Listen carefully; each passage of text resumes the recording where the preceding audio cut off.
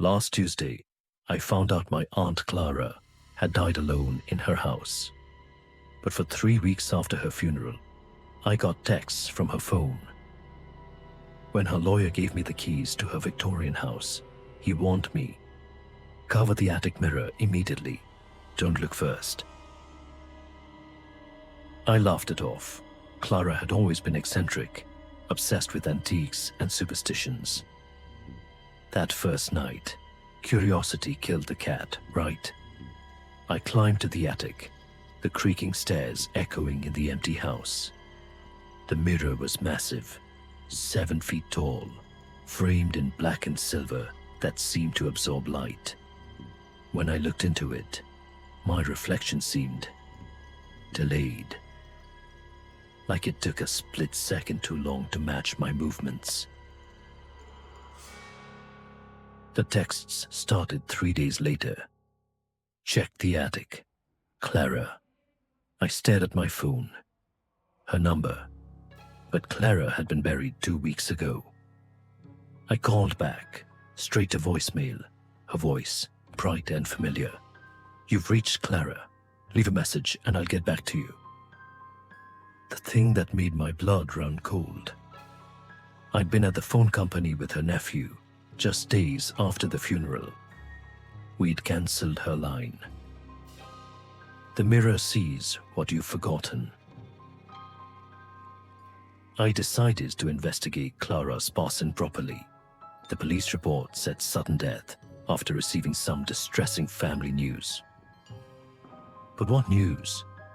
Clara had no immediate family except distant cousins. I started going through her papers, looking for clues. In Clara's bedroom, I found a hidden drawer behind her vanity mirror. Inside, a stack of letters tied with black ribbon. They were from my father. The first letter was dated 30 years ago. "Clara, you have to understand, the situation wasn't planned. If you tell anyone, it'll destroy my marriage. The money I'm sending should be enough for you to start over somewhere new." My stomach dropped. More letters revealed the truth. Clara had been pregnant with my father's child, my half-sibling. Dad had paid her to disappear, to give the baby up and keep the secret. The final letter was different, recent, just 2 months ago. "Clara, I'm dying. The cancer's spread. I need to tell my family the truth before I go. I'm sorry for what I asked you to do all those years ago." He never told them, did he? "Clara." I typed back, "Who are you? Look in the mirror. Really look." I climbed back to the attic, my hands shaking. In the mirror, my reflection looked normal at first. Then I noticed my eyes. They weren't quite mine. Sadder, older. The shape was subtly different. As I stared, my reflection mouthed words I wasn't speaking. "She's still here." I jerked back, but the reflection stayed put for a heartbeat longer before snapping back to match my movement.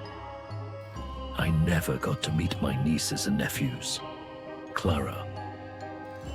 The truth hit me like ice water. Clara's death wasn't just about despair. It was 30 years of being erased from a family that should have included her. The texts became more frequent. "Tell your sisters, Clara. Your father was a coward, Clara. I deserved better, Clara." But it wasn't just texts anymore. I'd catch glimpses of movement in every reflective surface.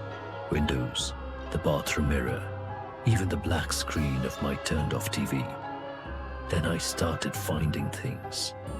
Photos of Clara that I'd never seen, placed on my kitchen counter. A baby rattle in my mailbox. A hospital bracelet with a date from 30 years ago. The worst part, my reflection was changing more each day. My face was becoming thinner, more angular. My eyes were developing that same haunted look Clara had in her final photos.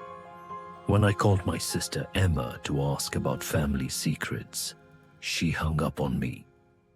But that night, she texted, "Dad made us promise never to mention Clara. Said she was mentally unstable." The mirror began showing me visions. I'd see Clara, 25, young and hopeful, taking a pregnancy test. Then Clara, 26, alone and heartbroken, forced to give up the child she wanted to keep. I watched her buy this house with his guilt money, filling it with antiques to cover the emptiness. I saw her decades of birthdays alone, watching Dad's social media posts about his beautiful family. The mirror's surface rippled like water, and Clara's voice came through, not from my phone this time, but from the glass itself. "He stole my future. Now I want his children to know who their father really was."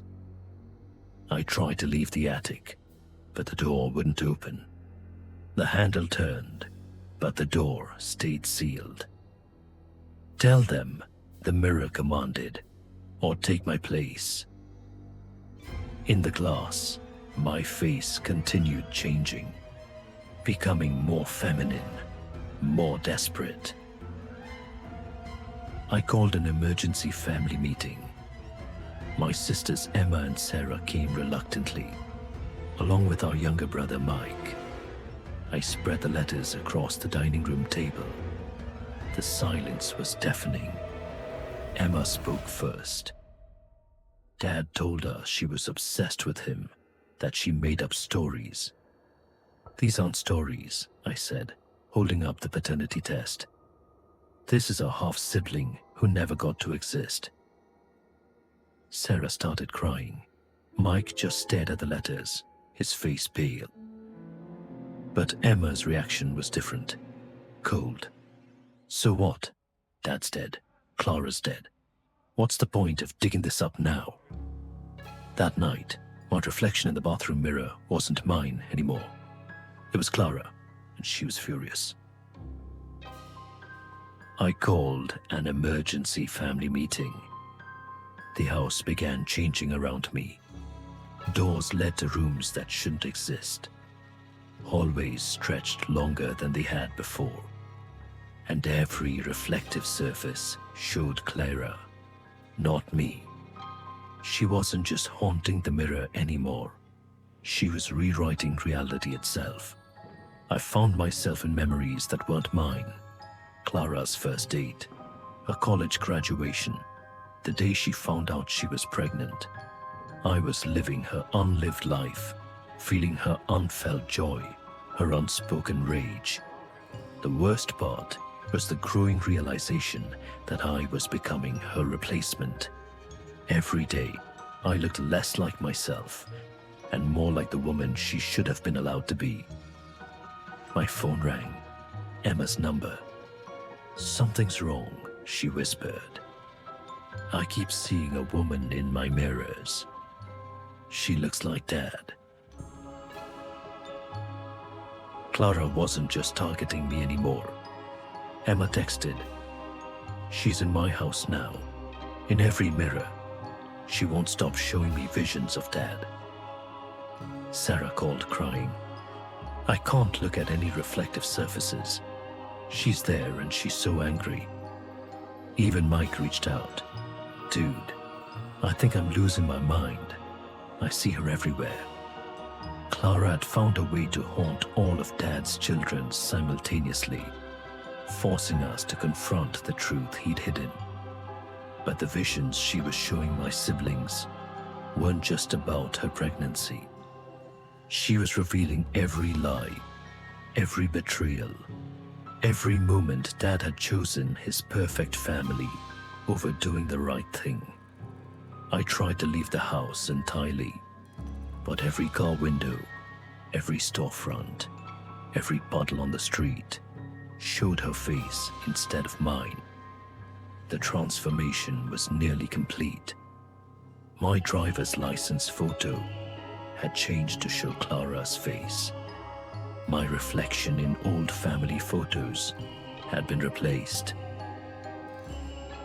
I covered every mirror in the house with sheets, but Clara's face formed in the fabric's folds. I smashed the bathroom mirror with a hammer, but she stared back from every shard on the floor. I even tried to leave the house entirely, but every car window, every storefront, every puddle on the street showed her face instead of mine. The transformation was nearly complete. My driver's license photo had changed to show Clara's face. Your father was a coward, Clara. Then Emma called with a different kind of message. I told my daughter about her grandfather's sister today, about Clara, about what Dad did. Something shifted. The oppressive weight in the house lifted slightly. Maybe, Emma continued, Clara doesn't want revenge.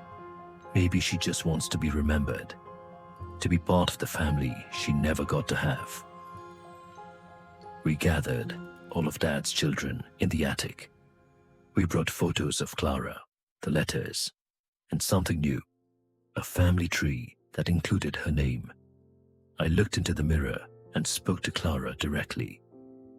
You were our family. You should have been with us for birthdays, holidays, graduations. Dad was wrong to hide you. We are sorry for what he did. My siblings joined in, each apologizing for the father's choices, each acknowledging the sister they'd never known. Clara's reflection appeared in the mirror, but she looked different now. Peaceful. The rage had faded from her eyes. She mouthed the words, "Thank you." The haunting ended, but Clara's presence didn't entirely disappear. Sometimes, in quiet moments, I catch a glimpse of her in reflective surfaces, not angry or demanding, but watching, protective even. We added her name to Dad's headstone. We talk about her at family gatherings. We've made her part of our history instead of a hidden shame. The house is peaceful now, but I keep the attic mirror uncovered. Not because I have to, but because Clara deserves to be seen. Last week, my niece asked about the woman she sometimes sees in photographs, a faint outline standing beside our family. I told her the truth. That's your great aunt, Clara. She's watching over us. If this story touched you, please subscribe and like to support more from Whispers of Nightmare.